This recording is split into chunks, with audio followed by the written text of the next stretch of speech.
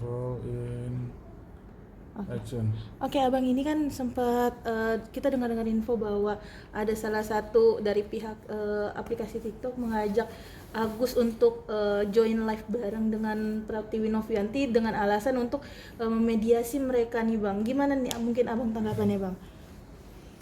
Ya, saya dapat pertanyaan dari istri Agus dan Agus, ini gimana gitu. Saya bilang udahlah, yang namanya Novi, Ine Sumargo, Pablo, Giri, udah nggak usah kita dengar lagi gitu. Mereka ini yang jelas-jelas kita dengan itikat baik aja bisa digagalin sama mereka gitu. Sekarang proses sudah jalur hukum, silakan hukum aja. Gak usah lagi podcast bareng, ketemu bareng buat apa? Ini udah 5 bulan gak selesai-selesai, uangnya udah habis. Ngapain mau baikkan lagi uang udah habis? Gitu gak? Jadi menurut saya, dan kan biang awalnya kan adalah membuli, mempermalukan, memposting privasi, nah kemudian melawan gitu. Akhirnya mereka konspirasi antara kuasa hukum donatur yang awalnya kuasa hukum Novi, yayasan. Jadi mereka nggak perlu lagi didengar gitu.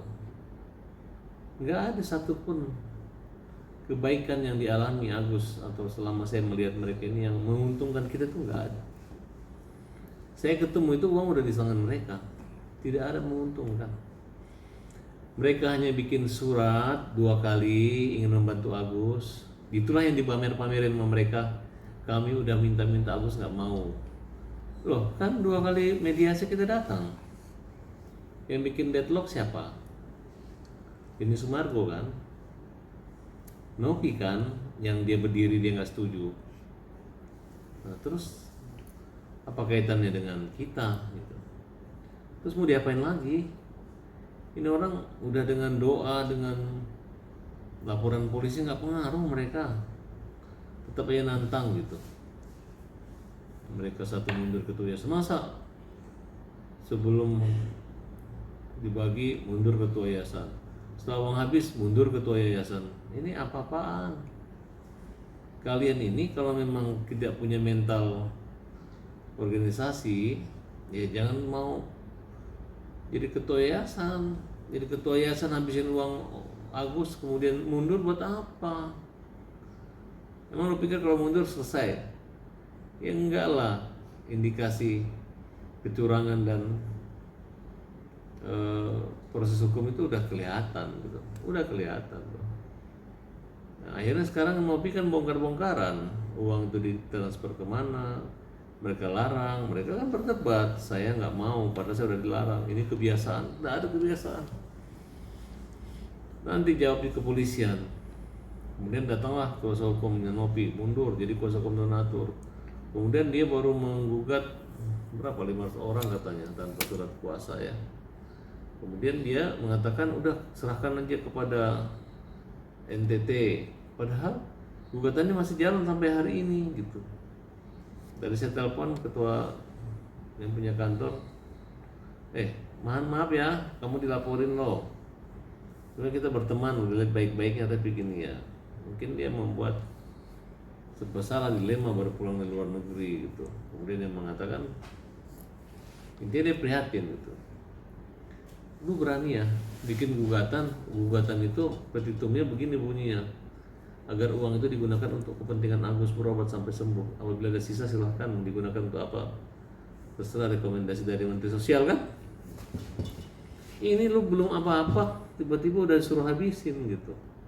Masalah yang ngomong itu Pablo atau siapa kita nggak peduli, yang penting kalian tuh kuasa hukum satu kantor. Nah kemudian bagaimana hitungan mencabut gugatan besok? Saya minta seluruh prinsipal yang memberi kuasa agar memberi kuasa mencabut. Ya, kenapa nggak berani datang? Kalian adalah donatur abal-abal yang nyumbang cuma 20.000 tapi menggugat pakai pengacara, keterlaluan. Tapi saya yakin sih kalian cuma paling 1-2 orang, yang lain itu bodong semua halusinasi daripada oknum-oknum lawyer itu doang. Gitu. Oke, berarti bisa dibilang bahwa mediasi ini tidak diperlukan ya Bang. Jadi langsung ke Nggak usah, udah sampai Pak Menteri loh udah mediasiin, nggak ada. Udah memang mereka mau menghadapi hukum aja, itu udah keinginan mereka gitu. Kalau saya kan dulu menyambut mediasi, kenapa saya telepon Denny? Karena Denny mau mediasi, saya telepon. Harusnya Denny Sumargo berpikir positif gitu, bukannya. Tapi mereka, nggak boleh ada pengacara aja tuh. Lu bikin gini orang ini pakai pengacara, tiba-tiba lu mau damai nggak boleh ada pengacara, kan terbalik-balik. Kenapa sih alergi sama pengacara? Ya kan? Kan ketika kalian ada masalah butuh pengacara juga. Membuat laporan, mendampingi sebagai saksi, sebagai terdakwa, sebagai tersangka. Lawyer kan, penegak hukum. Nah, disitulah saya bilang, ya udah, tiba-tiba jadikan alasan gara-gara ada saya loh. Ada gue kan gue mau damai, bukan kok jadi gara-gara ada gue jadi nggak damai. Ada apa? Dengan tegas saya menyatakan ikuti proses hukum. Kalau tidak salah tinggal SP3, kalau benar silahkan lanjutkan ya sampai vonis pengadilan. Oke, Bang, kalau boleh tahu pesan ajakan untuk mediasi tersebut itu langsung dikirim ke pihak keluarganya Agus atau melalui Abang sih Bang dari pihak sana? Ke Elmi, ke istri Agus. Oke. Pada saat Mbak Elbi bisa dibilang tuh menyampaikan ke Abang itu mungkin seperti apa Bang saat itu?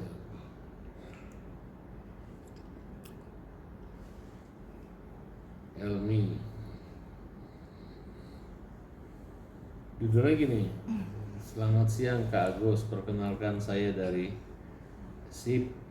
tim top kreator dan seleb TikTok Indonesia. Saya mau ajak kerjasama kakak dan bisa datang ke live Teh Nopi tanggal 24 Januari 2000. Aku udah konfirmasi juga ke dia untuk live streaming itu bisa jadi wadah. Itu kan baik Kak, jika ada Agus berminat boleh info dan kirim red cardnya. Ini hanya berusaha, menurut saya udahlah, nggak usah. Kecuali dia balikin uang Agus 1,3 miliar, ayo silakan. Kalau enggak ngapain? Jauh-jauh aja dia nangis, gimana ketemu nanti? Sumber persoalan kan Nobi ketika dia posting. Agus kan marah di posting dianggap orang yang berkhianat, yang mengakibatkan dia dibully semasal se-Indonesia. Ya kan dia membantu, harusnya dilindungi, kok tersinggung hanya gara-gara istrinya lupa salaman. Tuh kasihan banget, padahal istrinya karena pemalu tahu adab gitu. Dia merasa nggak pantas dia orang kecil, bukan dia merasa sombong, justru dia minder ketemu orang besar. Kok orang besarnya jadi berkecil hati, seolah-olah dikecilin. Harusnya kan ya nggak akan kecil kan kita hanya gara-gara orang salah sikap. Yang penting kita membesarkan orang, membesarkan hati kita gitu. Bukan kita dikecilin, orang juga dikecilin, ujung-ujungnya kan semua jadi kecil. Oke.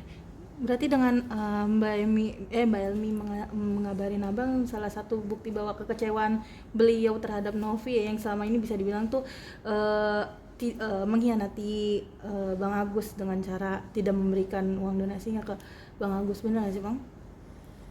Ya mengkhianati para donatur.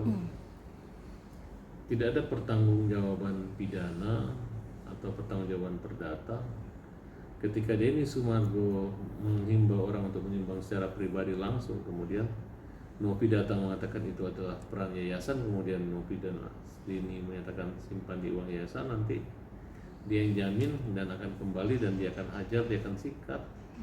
Ternyata yang sikat barang itu adalah dia sendiri kan, berarti dia harus mengikat dirinya sendiri. Nah, ini tidak transparan. Dan kita tahu mereka ke Departemen Sosial bukan melaporkan pertanggungjawaban dan diterima. Yang terima cuma bagian hukum, Ibu Dita, dan itu bukan proses atau prosedur resmi. Kalaupun dia membuat laporan atau bantahan itu haknya dia. Tapi yang jelas dia ditegur dan mereka berjanji tidak akan melakukan lagi, tidak mengulangi perbuatan itu, menerima sanksi tertulis mereka. Tapi kok di luar beritanya menyerahkan laporan sudah selesai, semua sudah sempurna kan, kira-kira seperti itu. Berarti dengan adanya, bisa dibilang tuh dengan dari pihak yayasan berstatement seperti itu, adanya ketidakjujuran juga ya Bang ya pada saat Mereka pihak pasti yayasan. bentrok karena uangnya 1.500. Nah, jadi mereka ke sana dengan 4 titik lokasi tanpa ada koordinasi dengan pimpinan dan aparat keamanan. Jadi mereka langsung agosio lah. Oke, Bang, mungkin nanti untuk proses hukum di persidangan nanti mungkin seperti apa Bang? Proses hukumnya nanti kita lihat. Ini kan laporan itu ada terhadap 4 orang tersebut, ada juga terhadap 1 orang Gary dilaporkan mengaku-ngaku sebagai advokat atau pengacara dan kemudian yang membuat Dana Agus pindah dari Minutasi, tapi kok pindah gitu. Nah kemudian sampai di apa ya? Untuk proses di pengadilan nanti Bang, untuk tanggal 22 nanti. Nah kemudian di pengadilan nanti ya kita kan ada laporan pidana terhadap 4 orang itu gitu. Perdata belum. Jadi ada kasus perdata kita daftar itu di Apinlim kantor, tapi mereka sebelum sidang mereka ngambek, katanya lawyer profesional ngambek, ninggalin Agus orang muda di tengah jalan, bonyok. Catat ya, Apinlim bukan kita cari, dia datang ke rumahku untuk membela orang buta. Ada istrinya, di meja ini mereka berkumpul dengan kita. Di sana di belakang dia konversi pers dan dia membantu saya. Dan walaupun saya damai dengan Dennis Sumargo atau dengan Nopi waktu itu, dia bilang itu terpisah. Dia nggak akan mengganggu persidangan kami karena dia ada urusan pribadi terhadap kepada Denny maupun kepada Nopi. Dan begitu dicercanya mereka diejek, dihina, dimaki, dipermalukan, didoakan cepat mati. Tapi kok tiba-tiba pada saat hari meninggalnya dia ramai orang datang. Tapi intinya bahwa apa yang terjadi saat itu Alvin dengan ikhlas dan sukarela nyata. Tapi kenyataannya anak-anak buahnya sekarang mencabut dan mereka tidak lapor Agus, nggak tahu mana gugatannya mana. Nah, ini kita akan laporkan nanti biar seluruh pengacara yang menangani di sana itu bisa dipecat, diberhentikan tidak hormat karena mereka menantarkan orang buta. Berarti Padahal, Oke, lanjut Pak, apa-apa. ngantuk. Berarti hingga sekarang ini belum ada konfirmasi langsung ke Agusnya ya Bang ya, terkait dari pihak LQ untuk mencabut gitu, atau enggak konfirmasi ke Abang mereka secara juga langsung? saya kan belum berpengalaman masa mencabut-cabut begitu. Orang aja misalnya pekerja aja ada waktu mau berhenti kerja harus ada waktu 1 bulan, tiba-tiba cabut kan. Apaan sih? Kalau belum terlalu berpengalaman jadi pengacara nggak usah banyak masuk media sosial, masuk TikTok ya, tolonglah. Kita ini kan berteman, terus bikin malu. Nanti kalau saya ribut, kita ribut nanti kan kalian udah tahu, saya juga orangnya lurus-lurus juga sama-sama Ko Alvin. Nggak aneh-aneh, nggak rekayasa ya. Dan kalian belum merepotkan kita kan, belum merepotkan Agus. Hanya sekali berobat doang, habis itu nggak ada kan, nggak ada uang dikasih Agus juga kan. Oke.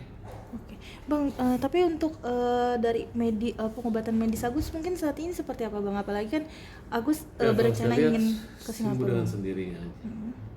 Buta, total udah jadi daging matanya, nggak bisa lihat lagi.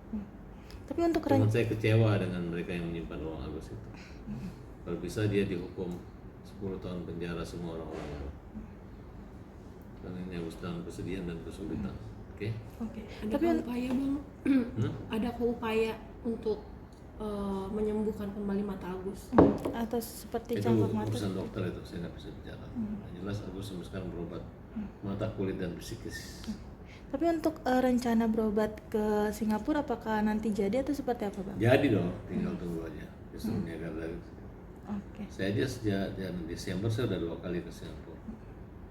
Yang pertama dokternya yang lagi cuti kan, yang kemarin saya nggak buru-buru, tapi saya buru-buru jadi saya coba yang berikut. Oke. Oke. Oke abang, ini kan terkait juga Agus kan bisa dibilang tuh sering banget live TikTok ya, banyak juga di komen-komentar Ya, apa TikTok boleh buat lucu-lucuan aja. betul. Biar Banyak yang bilang makin dekat. Banyak bilang apa? banyak yang bilang katanya kok Agus bisa fokus terhadap membaca komentar-komentar itu, padahal kan Agus saat ini kan matanya kan sudah buta. Itu bang Ya, gimana nggak usah tuh bang? dipersoalkan, pasti buta ya. Itu kan hanya bercanda-bercanda aja atau dibisikin sama saudara istri. Oke. Berarti salah satu untuk menghibur hatinya Agus yang bisa Tidak dibilang hanya tuh. menghibur, harus menghibur Indonesia. Oke deh. Terima kasih. Siap. Oke, mungkin ada pesan bang untuk Agus sendiri bang? Ya Gus, santai aja Gus. Nanti tambah parah kita kalau ketemu mereka ini. Mereka udah di muka TV aja, pengecara mereka aja mundur. Ya kan? Udahlah, jauhin orang-orang yang tidak memberi keuntungan buat kita. Terima kasih. Para tabas.